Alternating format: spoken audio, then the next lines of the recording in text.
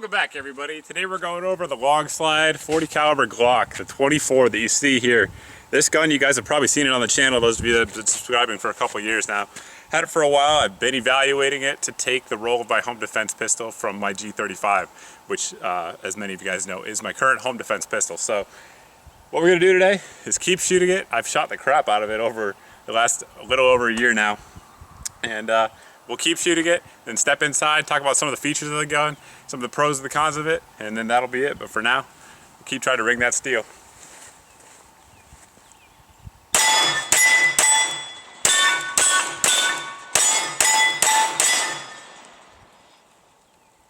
course, one advantage of it is the ability to take the 22 round factory Glock mags, something that you certainly can't complain about in terms of capacity.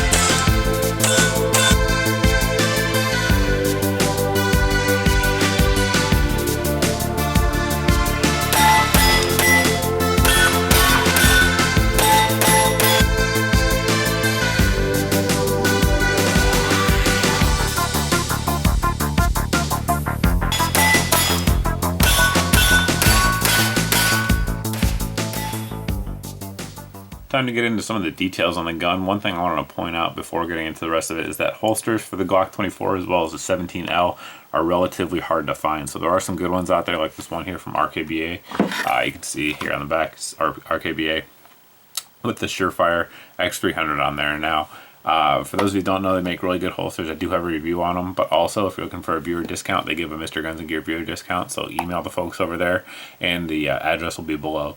But email them to see what kind of discount you can get for being a viewer. Always something nice that I appreciate companies doing for the audience here. Now, getting into the gun itself, this one here is going to look pretty plain Jane Glock from the outside, and there's a reason for that. I've changed a lot of the special things that come on the Glock 24.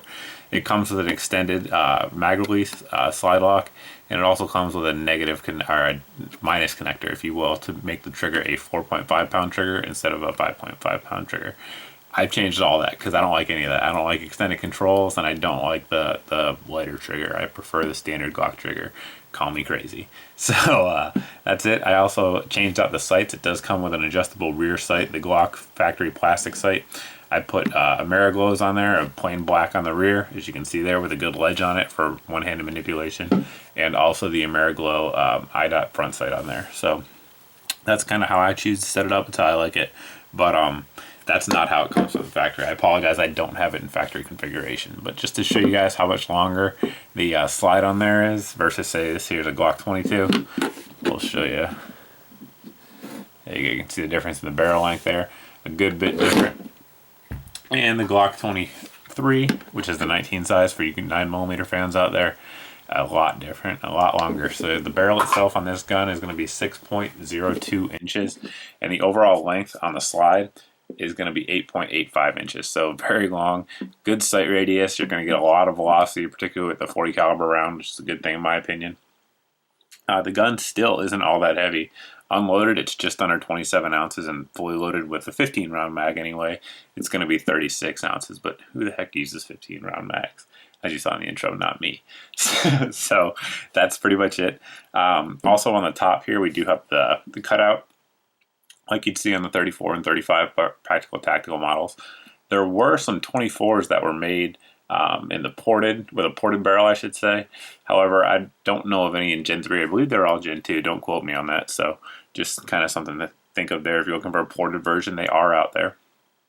Of course, one of the benefits and beauties of the 40 caliber Glock pistols is that they have a million different barrel options out there. There's several companies that make ported barrels for the 24. There's also great conversions out there for the 357 SIG, the 9mm. The 357 SIG in particular is smoking out of this 6-inch barrel. So if you're looking for some serious velocity, that's definitely a good one to look at. They do make plenty of drop-in barrels for that. Now for the bad news about the gun. First off, it's not currently in production. As of right now, Glock is only doing limited runs of the 24s and 17Ls. The 17Ls were recently released, a new batch of them. Hopefully the 24s will be behind them, but who knows when they're going to become available. So in general, they're relatively expensive unless you want to try to pick one up on Gunbroker or if you find a good deal. But generally, they're going to go for about at least new, they're going to go for about 100 to 150 over like your standard Glock 22 or something like that. But on Gunbroker, they can get some pretty crazy prices, so you kind of just have to watch for the deals, I suppose. But all in all, I mean, I really like the gun. Obviously, it's going to, after this video, it's going to actually become my home defense pistol. So certainly it's been reliable. It's been 100% reliable with any kind of ammo. And really, I like it. I like the extra sight radius. I like the extra weight up front that you get over 22 with the soft shooting recoil impulse, especially with the 40. In my opinion, that's kind of important. Generally speaking, I would like 40 caliber guns that are full-size pistols just because it is somewhat of a snappy recoil. But this gun, with the low bore access, the Glock grip angle, and the Longslide, definitely tame it a good bit. As you can see, I was able to do pretty quick follow-up shots out there, so definitely like that about it. But everything else about it, besides the things I mentioned that were different, are going to be standard Gen 3 parts. So really, like your recoil spring, your connectors, your trigger bars, all that stuff. If you want to replace them out, you can. So there's plenty of options out there, and with Glock, there's plenty of aftermarket options as well. But if you guys have any questions about this pistol that I didn't answer again in the video or anything else, you can always post below in the comment section. As always, you can also post over at my Facebook page as well. But thanks for watching, guys. Thanks for subscribing, and I hope to see you in the next video.